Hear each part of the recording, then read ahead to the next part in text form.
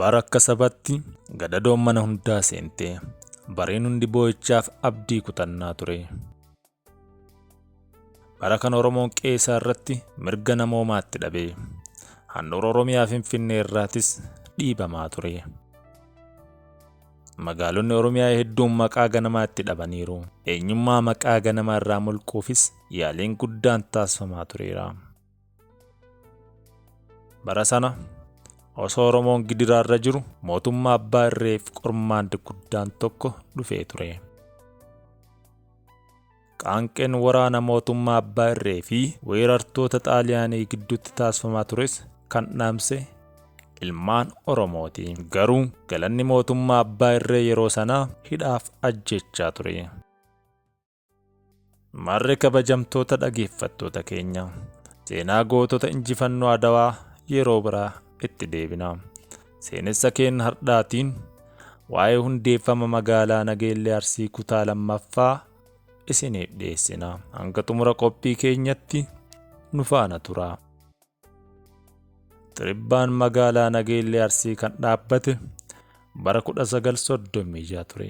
Bara jalqabbii weerara Xaaliyaanii jechuudha. Bara sanatti luba baharaa keessatti abbaa gadaa kan turan Woddessoo Turii manguddoota argaa dhageettii gosa Oromoo Arsii naannawa magaalaa waliin turan hundeeffama magaalichaa irratti marii godhaa turanii.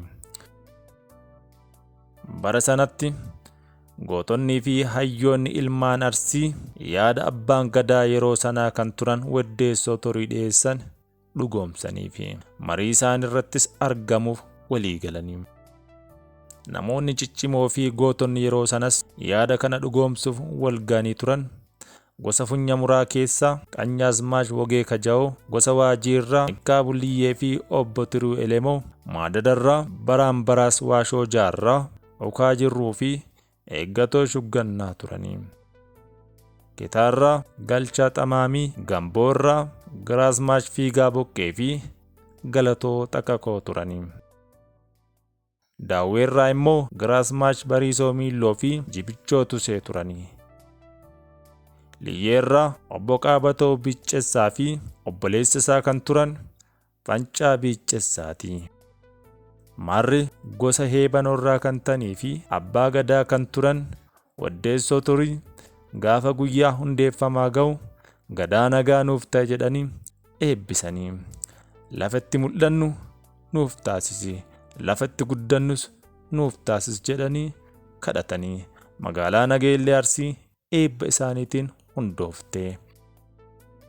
Guyyaa hundeeffama magaalaa kanatti Oromoon Arsii gosoonni naannawa kanatti beekaman abbaa gadaa dhaga'uun guutuu dhiyeessanii sagantichaan faaya addaa uumanii turanii.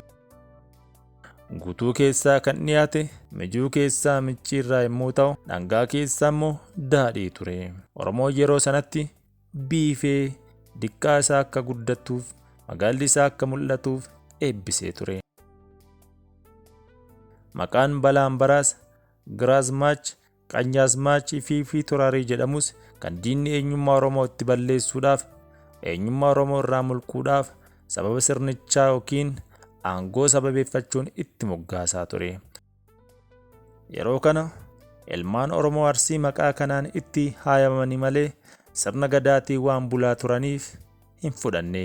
Marri gaafa sirna abbaa irree Arsiin uumee isaarraa akka hin gorreef luba gadaa baharaa cimsuun Oromoon kennaa waliif kennee xiribbaa waliif dhaabee daddacha isaa jalatti murtii isaatiin akka buluuf ga'ee guddaa kan taphatan abbaa gadaa Woddessoo Turii turanii.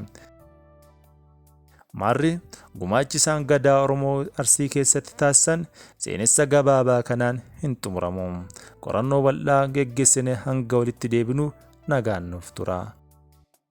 Seenessaa fi dhimmoota aadaa wal qabatan argachuudhaaf fuula YouTube Madda Walaabuu Miidiyaa Network filannoo keessan taasisaa.